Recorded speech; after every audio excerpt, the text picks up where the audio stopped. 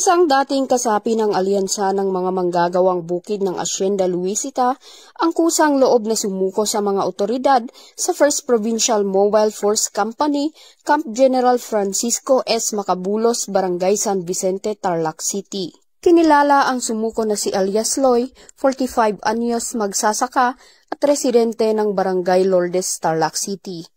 Ayon sa ulat, siya ay dating membro ng Ambala ngunit hindi kabilang sa PSR-listed personalities. Ito ay pinangunahan ng mga tauhan ng 1st PMFC Tarlac PPO sa ilalim ng pamumuno ni Police Major Santifrey DZ Lorenzo, OIC ng nasabing unit katuwang ang Tarlac City Police Station, Provincial Intelligence Unit at Provincial Investigation and Detective Management Unit. Kasabay ng kaniyang pagsuko, isinuko rin ni alias Loy ang isang caliber 38 homemade revolver na walang serial number na ngayon ay nasa kustodiya ng mga otoridad para sa tamang disposisyon. Sa kasalukuyan, sumasailalim sa dokumentasyon at social debriefing si alias Loy upang makakalap ng mahalagang impormasyon na maaaring makatulong sa mga susunod na operasyon ng pulisya. Mula dito sa Central Luzon, ako ang inyong PNN Correspondent, Patrolwoman Janice Bulahaw, alagad ng batas, tagataguyod ng Balitang Pulis.